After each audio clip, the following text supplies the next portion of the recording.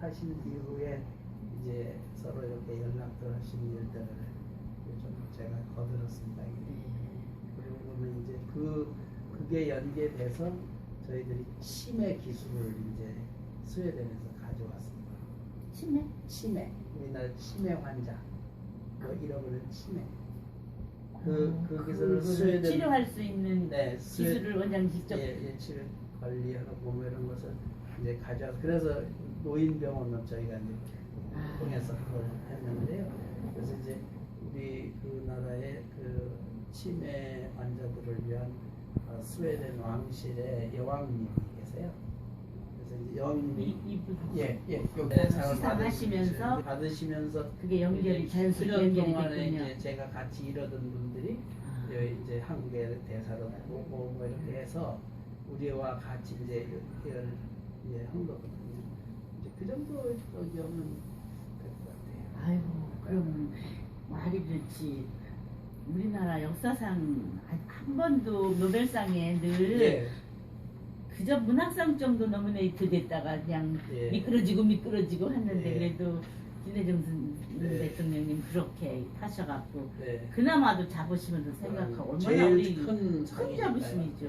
노벨 평화상은 노벨상 중에서도 꽃이니까요. 그렇다는데 나는 문학상이 최고인 줄 알았는데 시간이 없어서 그게 평화상이 가장 평화상이 아주 맞아요. 이게 이 글로벌화되면서 너무 민족 간의 그 저기가 나왔는데 평화상이 가장 커야 된다는 건 진짜 너무 큰일 좋은 일 하셨어요, 원장님. 근데 뭐 아무것도 없으시다고 그래 너무 좋으시죠.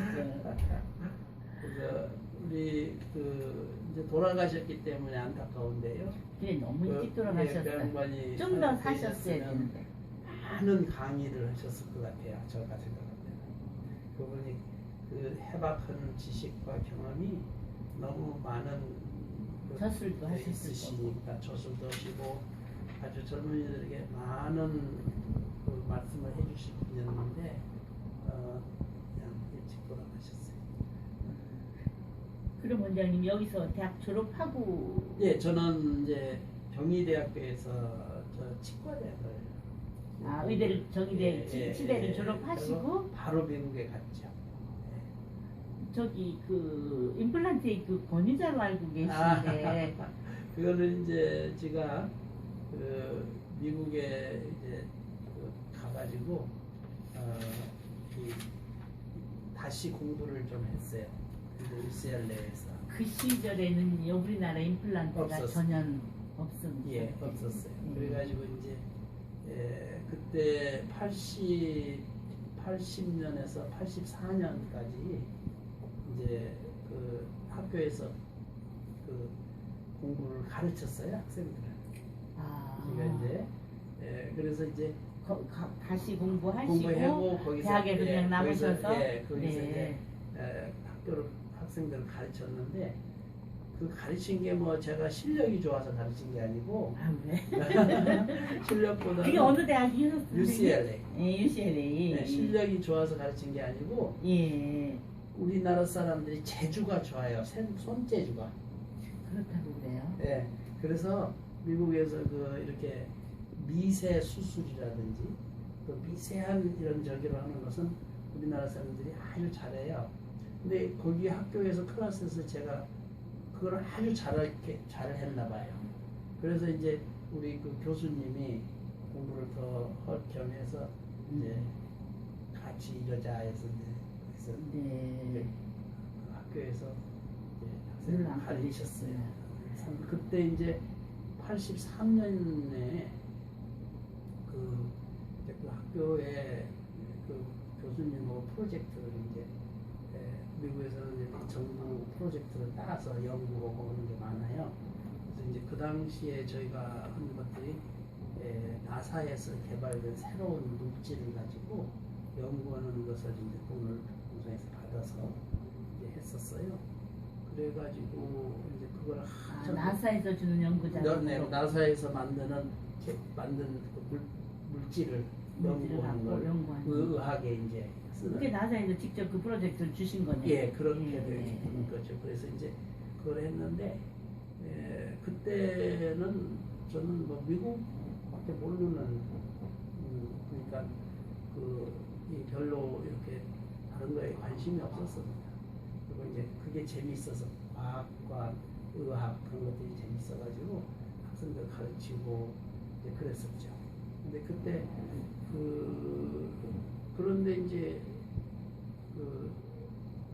어느 날 이제 그 학교에 컨퍼런스 같은 거 이렇게 한 20명이 아침에 커피 마시면서 이제 대화하는 시간에 다른 이렇게 의사들도 한 20명이 모여서 이제 마시고 이렇게 했는데 편안하게 8시부터 1시간도 안 하는데 그 일본계 미국 교수 한 사람이 그 LA 타임스 신문을 나한테 쭉 밀어주더라고요. 그러면서 이거 봐라 그러면서 니네 나라 기사다. LA 타임스 이렇게 두꺼워요. 그리고 LA 타임스는 미국의 3대 신문의 하나입니다. 네. 일단 그 뉴욕 타임스, 워싱턴 포스트, LA 타임스가 3대 신문인데 그 LA 타임스 특징은 뭐냐면 일면의 가운데가 그날의 그 가장 이슈가 되는 세계적으로 가장 이슈되는 게 사진이 딱 나와요. 매일. 네. 그 사진이 역사를 바꾸는 사진이에요. 그러니까 그 포토 저널 가장 중요한 이슈의 사진이 나옵니다. 네. 그게 아주 인상적인 그런 사진들이 그게 나와요. 그런데 그 사진에 우리나라에서 이 학생들을 갖다 고문하는 그래서 사람이 죽어가지고 막 이렇게 학생들이 죽고 막 그런 그 사진이 나왔어요. 외국 기자들이 그 취재를 했구나. 그렇죠. 여기는 다 그렇죠. 다 가려져 있어요. 예. 그래서 저는 그 당시에 그 공부를 다 하고 학생들을 잘 가르치고 그랬는데 그럼 우리나라는 참 좋은 나라. 네. 우리나라 사람은 참 훌륭한 사람 이래 했는데 그 정말 부끄러운 전율이 오셨겠다. 아주 그냥 제 자신이 참 모든 걸 다 이렇게 잃어버린 듯한 그런 느낌이 있었어요.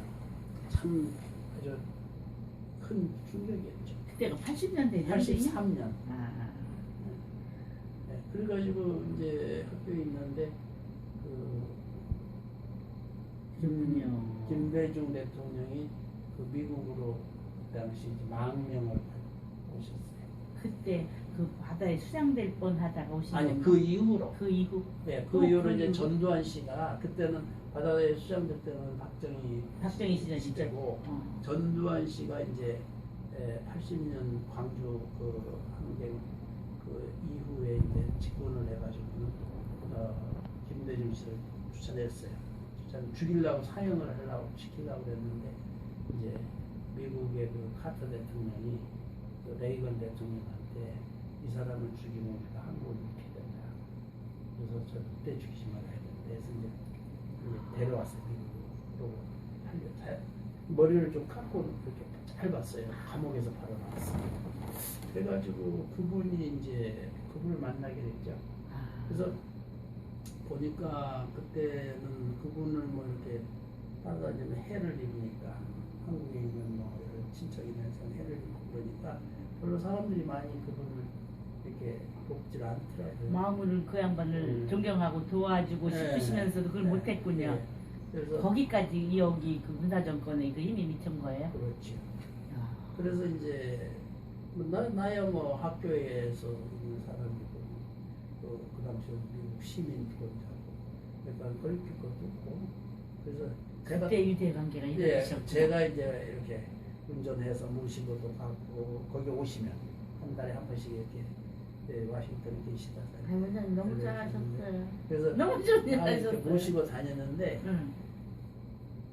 이 어른이 그러니까 그 특징이 뭐냐면은 어느 도시를 가시면은 그 도시의 제일 중요한 학교를 꼭 방문하세요.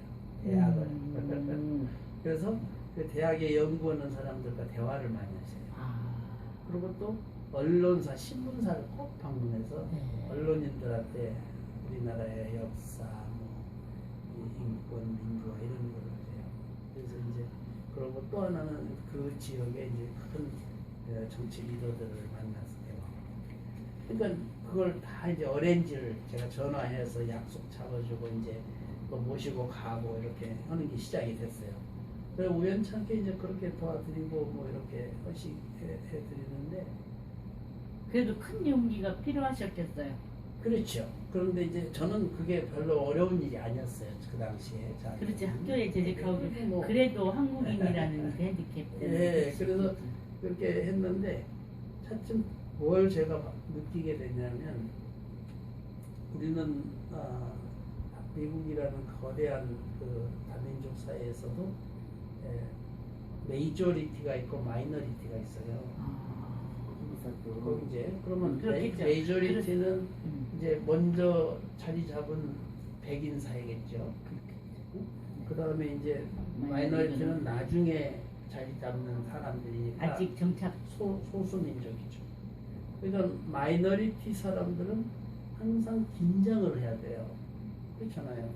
자기네가 실수도 할 수 있는 거고 내가 잘못하면은 우리 민족이 욕먹을 수도 있고 나라가 욕먹을 수 있으니까 항상 긴장을 하고 그 다음에 그 메이저리티들하고의 대화를 하는 것도 자신감이 없고 되게 그래요.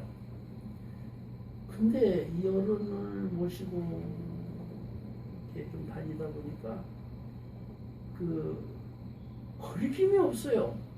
그리고 메이저리티의 정말 큰 리더들하고도 당당하게 그냥 하실 얘기 다 하고 영어는 그렇게 잘 못하시는데도 그냥 다 하시고서 이큰 메이저리티 지도자들이 존경을 표시하고 우리가 감히 만날 수 감히 없는 그런 우리는 그런 그 용기가 많지 않은데 그러니까 제가 자연스럽게 용기가 막 생기는 거예요.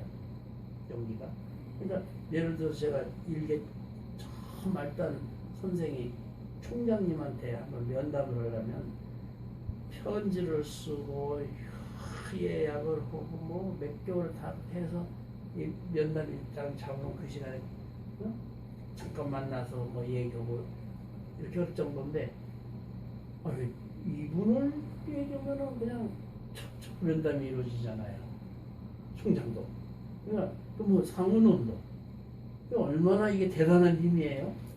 그러니까 이제 저는 거기에서 우리도 할 수 있다. 그리고 우리가 이게 마이너리티가 아니구나, 메저리티가 될 수 있다. 나도 이런 그런 그 자긍심도 생기고 그 희망이 생기는 거예요. 그런 대인을 하나, 김대중 같은 그런 대인 을 하나 가지고 그렇죠. 해서 우리가 그 마이너리티가 아니라 메저리티화가 되는 거예요. 그래서 그러면서 용기가 더 용기가 생기셨구나. 엄청 생긴 거죠. 자신감이 넘치고 예. 누구에게 전화를 해도 네. 아주 자신감이 생기고 막 그러게 되는 거죠. 나 누군데? 예. 그리고 또 이제 이분을 만나서 어디 이렇게 가다 보면 얘기를 하다 보면은 내가 너무 모르는 게 많은 거예요. 뭐 역사도 그렇고 철학도 그렇고 어느 면에서나 내가 너무너무 무식한 거예요. 김대중 선생님 앞에서는 그래요? 예. 선생님도 그래요? 예. 너무 무식한 거예요. 아니 그분이 많은 독서를 하시고 예. 그런 지식인인 줄은 알고 있지만 그러셨구나. 엄청난 네. 그 지식을 가지고 계시기 때문에 네. 너무 아주 방대하셨구나. 예, 그런 거예요. 그래서 그러면서 또 그러니까 자꾸 이제 내가 공부를 해야 되겠구나 그런 생각을 자꾸 하는 거죠. 그리고 또 이분이 어떻게 공부를 시키셨냐면은 저를 공부를 많이 시켰어요. 어느 날 이렇게 와서 오셔서 매번 얘기를 하다가 보면 그거가 무슨 뜻인가 그게 뭔가 여기 이제 대화를 슬쩍 지나가잖아요. 그 다음에 오셔가지고는 반드시 얘기해줘요. 내가 그거 말이야 무슨 책을 찾아보고 뭐를 해봤는데 이런 뜻이더라. 딱 얘기해 주시고 책 이름을 얘기해. 그 다음에 오시면 반드시 내가 그 책을 읽게 돼요. 그렇지 않습니까? 그래서 공부를 시키는 거예요. 그거. 참 좋은 인연이셨군요. 예, 그래서 그러네. 큰 공부를 많이 그러니까 뭐 대화를 해서 공부를 시키는 게 아니라 다음에 너 숙제다 이런 거나 똑같은 거예요. 그래가지고 이제 많은 영향을 아주 받았어요. 그 양반이 85년에 한국으로 귀국하셨는데 그때는 벌써 이제 워싱턴에다가 어떤 걸 만드냐면 인권연구소를 만드세요. 인권연구소를 만들어가지고 왜 인권연구소를 만들었냐면 자신이 이제 초대 이사장을 하셨어요. 그러니까 광주 사태가 끝난 후에 그렇죠. 인권은 83년에서 그래서 85년이니까. 인권연구소가 왜 워싱턴에 만들어지는 게 중요하냐면요. 미국이라는 나라는 여러 민족이 살지 않습니까? 그리고 문화가 다양하잖아요. 그러니까는 우리가 가만히 생각할 때 보면은 서로 충돌이 많이 일어날 것 같지 않습니까? 실제 충돌도 있고. 그런데 그 많은 민족이 살아가는데 충돌이 없는 거예요. 충돌이 없고. 그 다음에 서로 간에 존중하는 그런 문화가 있어요. 그 문화들이 이제 어디에 바탕을 두냐면은 인간 존중이에요. 휴먼 라이트죠. 인권. 그래서 이제 그 사람들이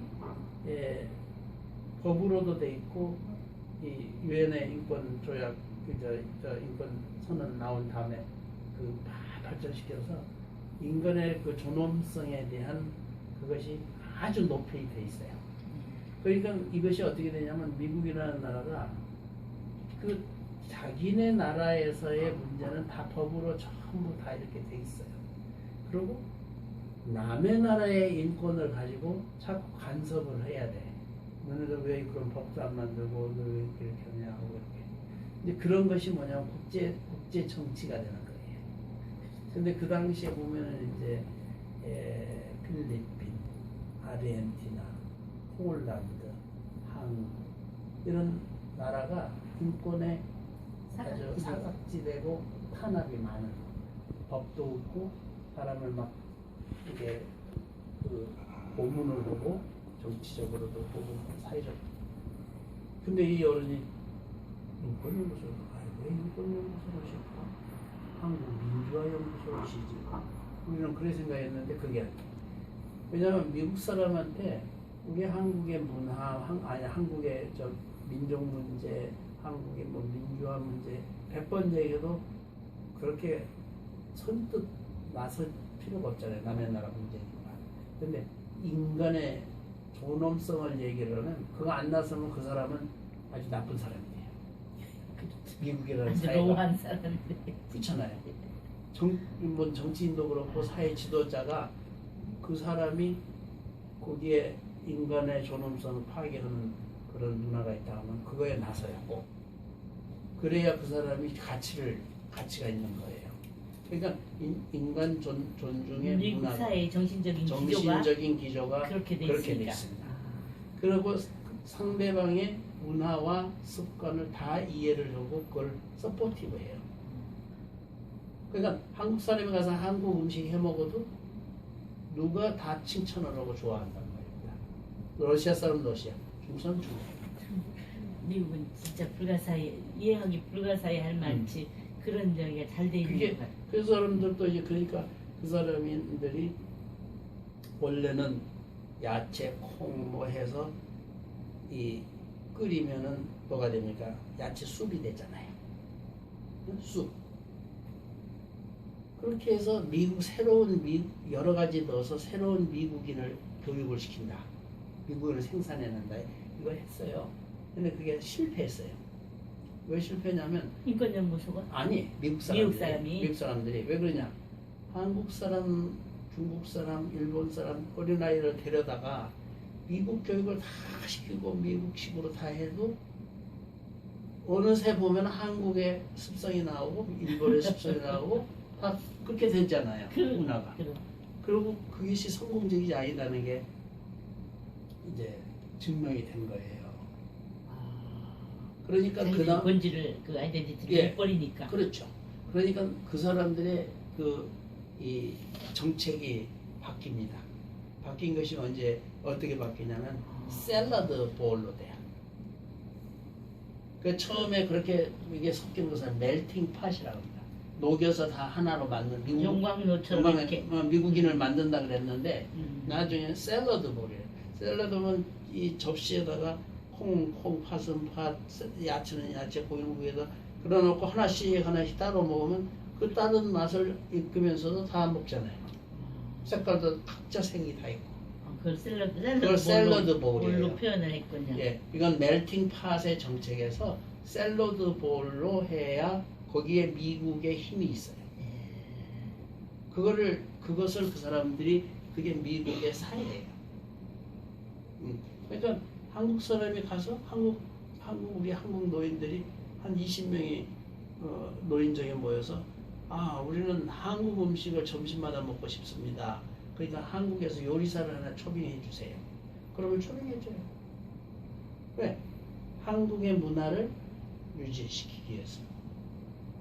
네? 다른 나라도 다 해줘요. 다른 민족도.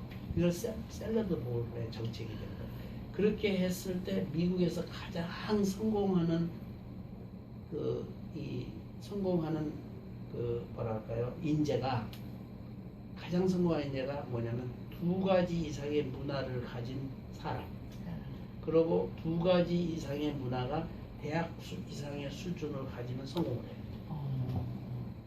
그러시군요. 그게 미국의 사회예요. 미국의 사회구나. 그래서 그것을 이제 우리 대통령께서는 그 당시에 인권연구소를 딱 차려놓고는 남의 나라 간섭하는 거예요. 그러니까 폴란드에다가 편지도 쓰고 우리보다 막 폴란드인들을 위해서 미국에서 미국의 지도자들한테 편지 쓰고 막 해서 폴란드 사람 도와주고 아르헨티나 사람도 필리핀 도와주고 한국도 마찬가지. 그렇게 해가지고 하니까 미국 사람들이 그래 저 사람들은 세계인이야. 그리고 인류야 저 사람들이야말로. 자기네만 생각하지 않고 다른 인종까지도 아울러서 얼마나 큰 그림이에요 이게. 김대중 대통령이 대인이라는 소리는 들었는데 진짜 대인의 풍모를 가지셨구나. 그렇죠. 그러니까 그분이 이제 1년 지나시니까 여기저기 연설하러 가시고 초빙돼서 여기저기 그 중요한 언론에서 이제 다 취재하고 막 이제 지도자로 이렇게 인정. 자연히 정치 지도자로 부상이 되는 거죠. 그렇죠. 그게.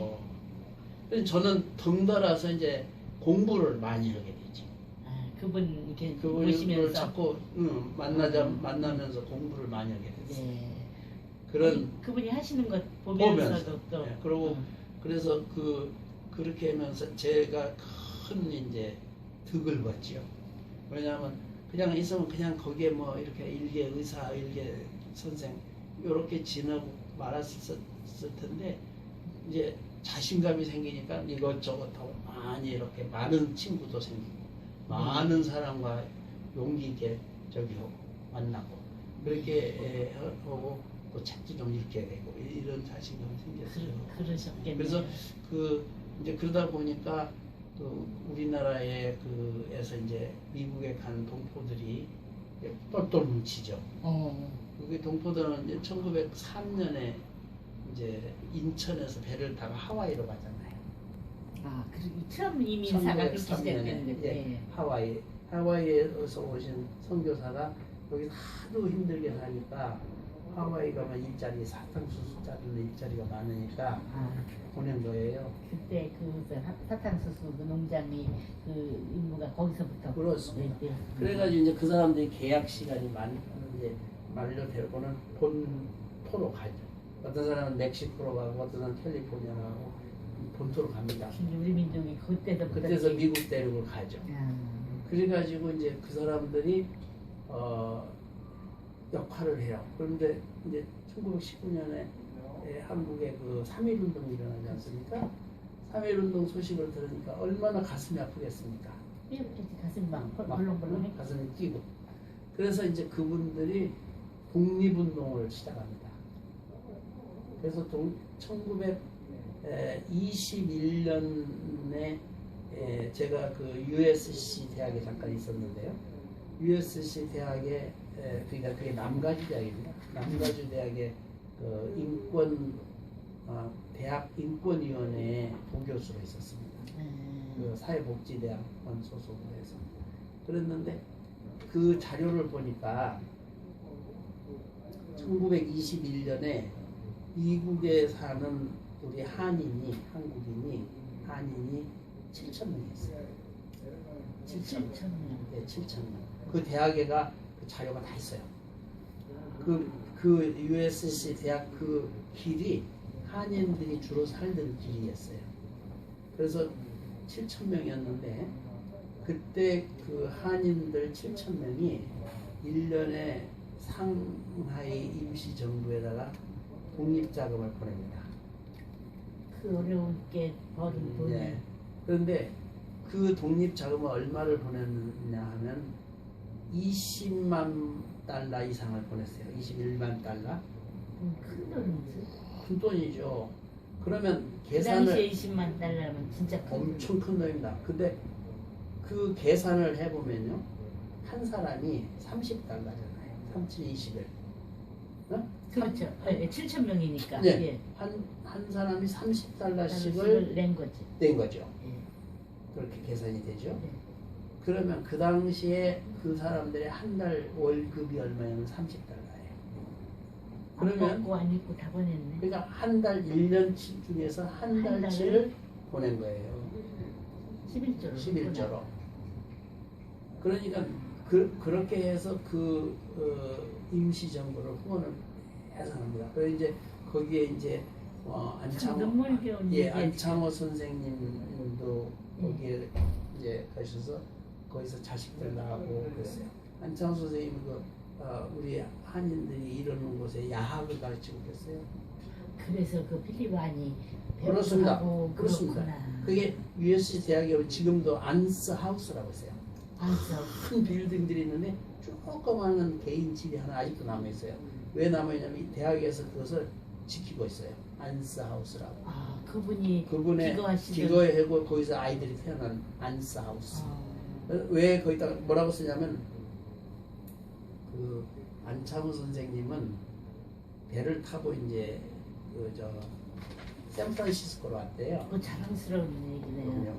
그래서 샌프란시스코로 오셨는데 샌프란시스코 광장을 지나가는데 그 미국 사람들이 막빙 둘러서고는 저놈이다 이겨라 저거라 막 응원하고 그러는데 가운데서 둘이서 막 싸움을 하고 주변에서는 돈을 걸고 나는 쟤한테 걸고 나는 너한테 내기를 하고 그러더래요.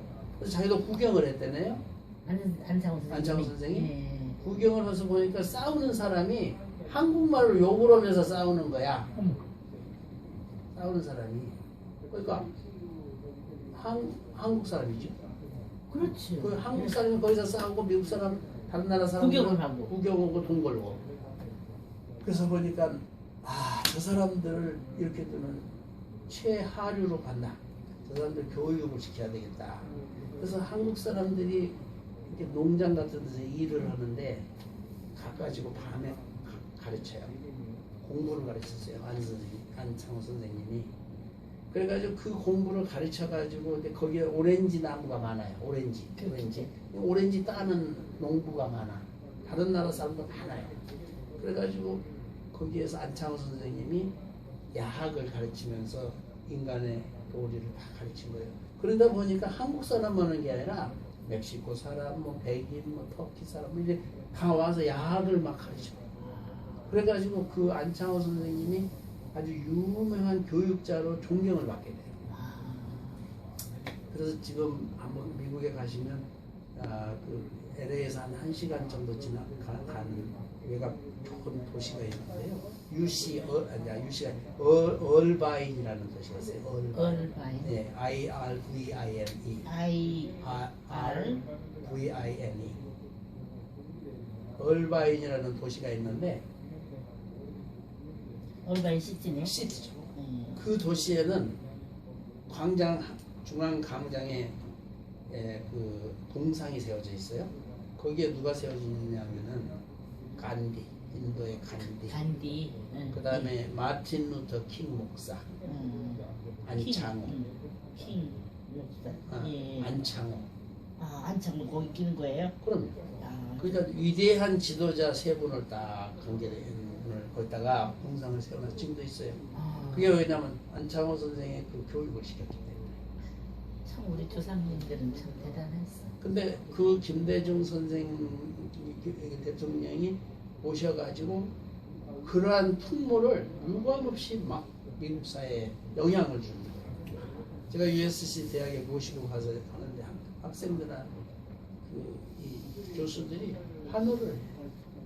그러니까 그런 것을 저는 이제 느끼면서 그분이 거기 가서 그런 대우를 그렇죠. 받으셨구나. 그러니까 동포들이 그런 인물이 와서 이렇게 하니까 네. 신이 나죠. 자부심이 생기고. 자비 생기고. 그래서 이 우리나라 동포들이 네. 그렇게 얼마나 자부심이 생겼어요. 처음에는 천대받고 그럼. 그러다가. 거기도 그러고 그 처음에는 독립운동의 역할을 했던 동포들이 하다가 60년 이후부터는 어떤 역할을 미국에 있는 동포들이 하냐면 민주화 운동을 해요. 그러니까 민주화에 이 거두가 오니까 막 환호를 하죠. 환호를 해요. 상징이죠. 그렇죠. 그분이 그렇죠. 상징의 어떤 그 예. 그래가지고 이제 그분이 그 워싱턴, 시카고, 뉴욕, 로스앤젤레스, 뭐 저 아틀란타에서 한 20여 개 도시에 우리 동포들이 사는 곳을 두루 다니면서 민주화가 인권의 중요성과 민주화의 중요성을 이제 역사를 많이 해가지고 큰 역할을 하죠. 그래서 우리 그 미국에 있는 한인들이 한 200만이 지금 될 텐데 그 사람들은 초기에는 독립운동, 그 다음에는 민주화 운동. 이제 민주화가 우리나라가 이루어졌잖아요. 독립운동, 민주화 운동. 이루어졌잖아요, 어느 정도. 예. 그러니까 민주화가 어느 정도 이루어진다면 지금 어떤 기운이 생기냐면 통일운동의 기운이 생기고 있어요. 진짜 통일이 통일이. 지금은 그래서 미국에 있는 그 동포들이 자꾸 북한을 가잖아요. 그게 북한을 가는 이유가 통일을 염두에 두는 그러한 분위기가 이 공부를 이렇게 그분한테서 영향을 많이 받았고요. 그 다음에는 이제 그걸 영향을 받아서 조금 더 인문학 공부를 조금 더 했어요. 하기는 없지만 남가주 대학에서 저기에서 하는 건 조금 제외교에서 인권 인권 쪽으로 인권 쪽으로. 그렇게 하다가 이제 그리고 나서 요거는 이제 우리나라의 이제 대통령이 되셔가지고 김대중 대통령이 오시면서 같이 귀국을 하시게 아니 돼요. 그 이후로 그 이후로. 나중에 그래서 이제 여기 와서는 이제 그 대통령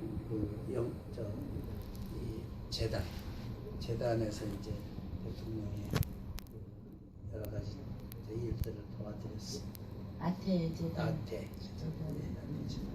그래가지고 이제 대통령이 타시는 동안에 그 재단 일을 재단 보신 일을 거예요? 재단의 상임이사 아. 이제 제가 거기서 하면서 이제 그때 벌써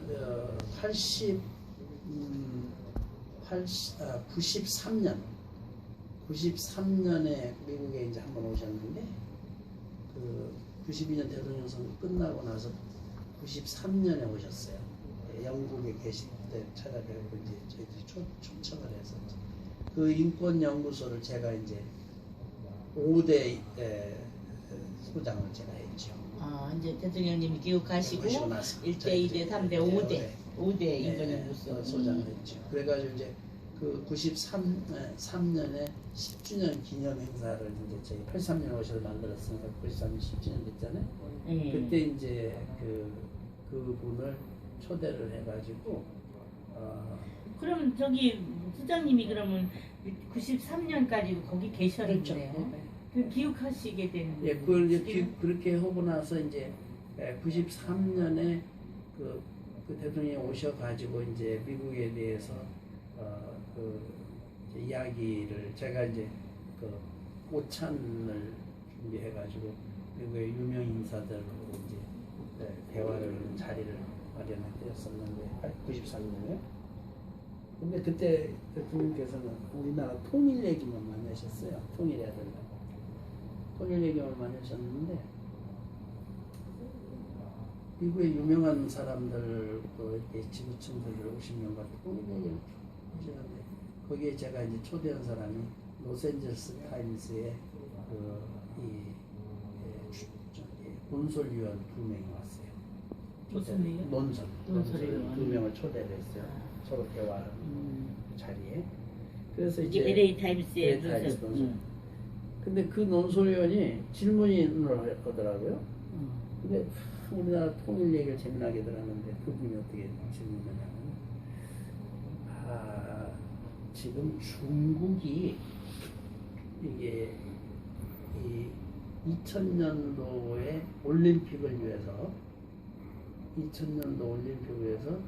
시드니에서 하느냐 베이징에서 하느냐를 해고 중국이 올림픽을 유치하려고 하고 오스트리아가 유치하려고 하는데 양쪽에서 2000년 올림픽을 귀하는 어느 곳에서 하면 좋겠냐 이런 물어보는 거예요. 사람들이 재미난 통일 얘기하는데 왜 저 사람 저런 질문하는가 이랬어요. 근데 그 질문을 받으면 이분이 이 어른이 앉아서 대답을 하더니만 또 일어서시는 거예요. 일어서시면서 아주 좋은 질문을 해주셔서 고맙다. 그러더니만 내 생각은 이렇다. 우리나라에서 88년에 올림픽을 할 때 내 자신도 좀 별로 그게 중요하지 않다고 생각해서 반대했습니다. 그런데 물론 군사정권 출신들이 해서 반대를 했지만 올림픽을 하고 나서 보니까 말이지 나라가 민주화가 되고 세계화가 되고 아주 문화가 발전되고 굉장한 효과를 보더라. 됐다는. 네, 올림픽. 그걸 나는 그건 사실이죠? 예, 그건 나는 그것을 느꼈다. 그래서 미국이 가능하다면 중국이 올림픽을 해서 중국이 민주화가 되고 문화를 활짝 열 수 있게 해줘야 된다. 그리고 미국은 중국의 그 민주화를 위해서 경제 발전을 위해서 중국에서 생산되는 물건을 세금을 안 매기고 혜택을 줘야 된다. 그렇게 촥 얘기를 했어요. 그리고 이제 그 다음날 귀국을 하셨는데 귀국하신 다음날 LA 타임스의 사설에 나옵니다. 동양에서 해안을 가진 지도자가 있다. 그 얘기를 하면서 미국 사람들 이걸 배워야 된다. 그게 사설에 중요 포스트보다 그 사설 쪽이 사설에 비중이 있는 거잖아요. 그렇죠. 사설에 쫙 그게 나왔어요. 그러고 나니까 이제 그 어른 말씀을 내가 나중에 이제 보내드릴 테니까 세상에 이 큰 신문이 이처럼 나를 칭찬한 거는 기대도 안 했을 뿐더러 LA 타임스가 3대 신문이라고 그러셨나요? 이렇게 나를 대통령에 떨어진 초야에 있는 사람을 한다는 것이 너무나 감격스러워. 내가 인생 최고의 찬사를 받았다. 그렇죠. 사설에서 다뤄진다는 거는 진짜 정치인들도 미국에서 그러시더라고요. 근데 이제 그 다음부터는 그 사설이 이루어지고 난 다음에는 계속 어떤 현상이 일어나냐면 노벨 평화상 후보로 계속 올라가는 거예요. 거기서부터 그게 시발점이 됐군요. 그렇죠. 네. 그러셨구나. 노벨 평화상 후보는 이제 각 어느 대학의 총장 뭐 이런 사람들이 추천을 합니다. 되게 막 그게 올라가는 거예요. 이거는. 그렇구나. 네, 그래가지고 이제 그게 어떤 그 계기가 돼서. 그래서 이제 그분이 97년 대통령이 당선되지 않습니까? 97년에 개헌받았죠. 1년 10월에 당선돼요. IMF가 된 상태에서. 맞아. 그래서 IMF 돈을 이제 빌려 오는데 아주 노력을 많이 해서 저기 된 건데요. 그래서 이제 그러다 보니까 제가 이제 그 재단의 민주화 재단이죠. 김대중 재단이라는 것은 그 당시 선생님은 아태재단을 맡고 계셨어요. 예, 아티전에 있었죠. 그래서 이제 거기에서 뭘 했냐면 저 노벨 평화상 후보에 갔으니까 자료 만들어줘야 되잖아요. 예? 제일 큰일을 하셨군요. 이제 그런 일들을 많이 예, 했죠. 예. 그리고 이제 그다가 2000년 대통령을 하시면서 2000년에 이제 노벨 평화상 이제 아, 그냥 2000년에 받으신 거죠. 그래서 노벨 평화상이라는 것은 이제 그 노르웨이 스웨덴에서 이제 다른 상은 스웨덴에서 주고 평화상은 노르웨이에서 줘. 아, 그런 거예요? 그러고 이제 스웨덴으로 갑니다. 아. 그래서 이제 그러면서 많은 교류가 이제 그 노르웨이 아, 평화상은 노르웨이에서 주게 돼 있어요. 예. 아, 그 그러니까 외의 이제 의학상이나 뭐 예, 그런 거는 예를 들어 의학상은 카롤린스카 대학 거기에서 노벨 의학상 생리학상을 주고 문학상은 공무원실 문학상은 스톡홀름 대학에서 아, 이렇게 나눠져 있습니다. 이게 그리고 평화상은 노르웨이 예, 그 노벨위원회에서 총괄은 하시겠지만 총괄하지만 이렇게 거기에 저는 그런 거 처음 독립적인 들었어. 선생님 내 입을 시켜가. 노벨 문학상 아. 위원회가 있고 노벨 네. 평화상 위원회가 있고 다 이렇게 네. 네, 그렇게 이제 하는데요. 음. 노벨 재단에서 재밌는 말 많이 돈은 들었다, 주고. 선생님. 그래서 이제 그 평화상을 이제 2000년에 받으시죠. 2000년 평화상을 받을 때 그건 참 큰일이시죠. 예, 큰일 예. 하셨는데. 예, 그래서 이제 평화상을 받을 때 이제 제가 그 갔는데 평화상 이제 노르웨이의 오슬로에가 있는 그랜드 호텔이 있어요. 그랜드 호텔이라고 또 똑같이 생긴 그랜드 호텔가 스톡홀름에가 있어요. 스웨덴에 같은 이름이. 똑같이 모양이 생기고 똑같은 이름이. 그래서 이제 그 호텔은 노벨상 수상자들이 묵어요. 전통적으로 노벨 문학상이다 그러면 이 방이에요. 화학상은 이 방. 이쪽 노르웨이의 평화상은 묵는 방을 딱 저기. 그러면 이제 12월 11일인가 12일 그때 이제 도착을 해요. 도착을 하면은 평화상 수상이 12월 10일에 있으면은 그 도착한 날 이제 저녁이 되면은 그 호텔 앞에 큰 게 공원이 있는데 거기에 수천 명 사람들이 모이는 거야. 촛불을 들고. 근데 그 6시쯤 되면은요 거기에는 북극이 그게 때문에 시상식이 있는 날이. 아니 시상식 있는 전날 전야제네. 전날 그냥 사람들이 모여가지고 촛불을 들고 모여요. 그러면 수상자가 발코니에 문을 착 열고 이렇게 나오고 박수시인데 저녁 6시면은 거기는 우리나라로 밤 한 12시처럼 깜깜한 나지. 북극이다. 오후 3시면 해가 지잖아요. 깜깜하죠. 근데 그러고 시민들이 더 추울까 봐 거기다가 보답불 다 그러면서 박수 환호합니다. 얼마나 감격을 하셨어요. 그렇죠. 그리고 이 진짜 세상의 멋진 광경이네. 평화를 위한 구호들을 외쳐줘요. 글자로 써서 편지 보내줘. 그런 게 노벨 진짜 눈물 나서 아름다운 평화상입니다. 네. 근데 이제 그 다음 날 이제 그 시청에서 이제 평화상 시상을 합니다. 아, 시상식이 시청에서 있어요? 시청에서 이제 해요. 시청에서 그 시청에 이제 그 평화상 그 수상하는 데코레이션이 그해 아주 중요한 띠임이 되는데요. 아주 멋지게 이제 데코레이션을 하고 나서 이제 수상을 거기 이제 왕도 오시고 이제 전 세계 그 저기를 하고 이제 수상을 해요. 하고 나는데 이게 이렇게 두분 이렇게 사람들이 한 10,000명 이렇게 앉잖아요.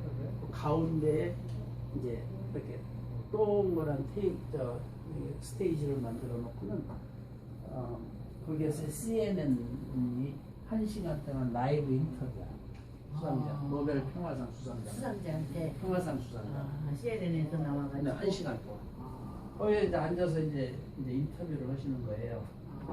여러 가지 말을 이게 온 세계에 많이 품었지 않아도 눈빛으로 나오고 막 나중에는 나 활짝도 뛰거든요. 막 그래요. 재미나게. 그 다음날 서울대학을 갔어요. 서울대학을 아 여기서 먼저 하고 보고. 그 서울대학을 갔는데 서울대학은 아주 뭐 기라성 같은 그 학장님들, 총장님들 뭐이 의사들이 쫙 나와서 약속을 의전에 맞춰서 하고 뭐 이렇게 프레젠테이션도 막 영화 배우들이 만드는 프레젠테이션 쫙 하고 대한민국의 넘버원 호스피탈 막 그러는 거예요. 근데 그 스웨덴 그 델리게이션 내가 보니까 별로 재미가 없어. 어제는 재미있었는데. 어저께는 인간적으로 네. 체온 있는 저기를 네. 했고 그쵸? 체온 있는 컨퍼런스를 했고 네. 여기는 의전적인 예. 그렇구나. 질문 안 하는 거예요. 그러면서 뭐 점심도 안 먹고 그냥 가버리더라고요. 우리는 여기서 점심도 먹이고 뭐 다 그냥. 그래가지고 이제 가면서 스웨덴의 그 에서 한국의 이 대표단을 초청을 하겠는데 두 병원 중에 하나가 선정이 되는데 우리가 가서 병원님과 협의해가지고 추천을 하겠다. 꼭 우리한테 했어요. 네. 야, 그래가지고 이제 2007년 대단한 일이네. 그렇죠. 그래서 2007년에 저희가 그 스웨덴에 이제 12명을 데리고 가죠. 와 스웨덴에 초청이 된 거지. 초청이 됐어. 그래가지고 이제 거기에서 그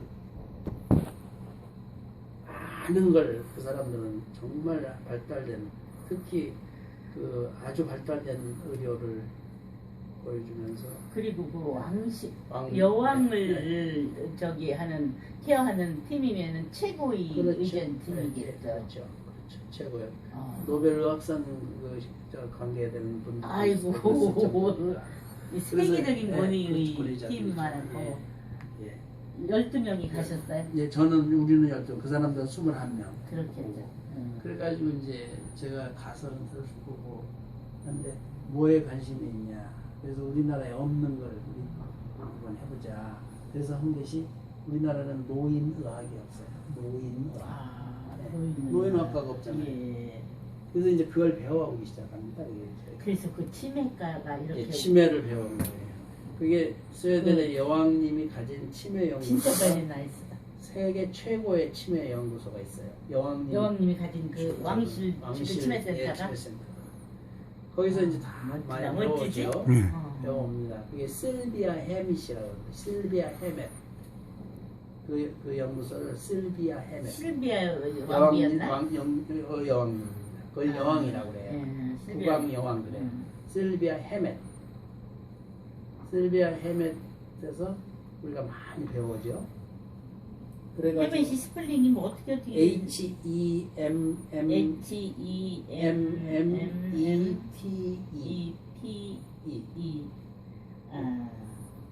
이가 날 끝에는 이가 없습니다. ETT. EPP 아니 HEMMET.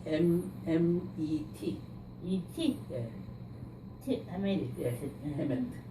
예, 그래가지고 이제 거기에서 이제 배우고 또 카롤린스카 의과대학에서 배우고 전 그 좋은 연구소를 다 열어줬어요 저희한테. 그래서 저희가 1년 동안 그걸 자꾸 보내고 오고 거기서도 오고 해서 이제 많이 배웠죠.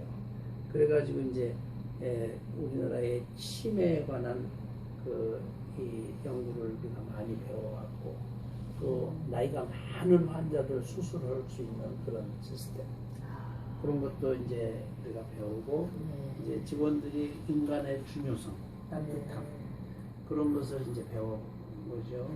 그래서 이제 부천시가 그 공고가 나왔어요. 큰 노인 요양 시설을 짓는데 병원이 하면 좋겠다. 그래서 그 당시에는 우리나라의 이 65세 이후에 이 등급이 있어요. 어떤 사람은 집에서 살고, 어떤 사람은 병원에서 살고, 어떤 사람은 요양원에 살고, 얼마 동안 병원을 하든지 이런 등급을 다 매기거든요. 그것이 이제 스웨덴 사람들이 다 만든 겁니다. 일본도 거기서 가져가고 다 전 세계가 거기서 가져가고. 그 시스템을? 그럼요. 거기가 최초의 노인의학의 시작인 나라니까. 그래서 우리가 이제 그걸 프레젠테이션을 했죠. 그랬더니 우리한테 그냥 점수가 돼서 우리가 그걸 운영을 하게 돼요. 그래가지고 그런데 여왕님이 2번을 오셨어요. 그런 노하우를 갖고 있는 사람들은 병원을 네. 이 시에서는 네. 가서 평가를 하고 뭐 네. 그래서 참 이게 참 그래, 말이 안 되는 얘기다. 예, 그래서 이제 우리가 그 원장님 그런 얘기를 왜 안 해? 그 시 관계자들하고 다 그런 기회가 없죠, 저야. 그래서 이제 만드셔야죠. 예, 그래서 그 우리가 이제 그것을 해가지고 지금까지 우리나라에서는 최고 가는 병원이 됐어요. 그것이 치매 쪽에서 치매 분야에. 그런 노를 갖고 있는 시스템을 갖고 있는 원장님께서 그걸 그 시 사람들 그 아무것도 아닌 시의원한테 휘둘린다는 거 말이 안 되는데. 그래서 이제 노인 그런 부분에서 여왕님이 국빈 방문을 오셨을 때도 여기를 방문했습니다. 다니엘병원은 네. 그래서 이 2번 방문을 하고 그렇게 했죠. 그래서 스웨덴에서 장관이 여기 부천 우리 병원을 5명이 왔습니다. 언론들도 뭐가 잘 알려져 있죠, 부천은. 아니 스웨덴 같은 그런 그 가장 저기가 높잖아요. 그렇죠. 네. 그래서 지금도 이제 그 스웨덴의 이제 그런 관계를 저희들이 이제 쭉 보고 국빈 방문을 이제 그 국빈 방문이라는 건 그 왕이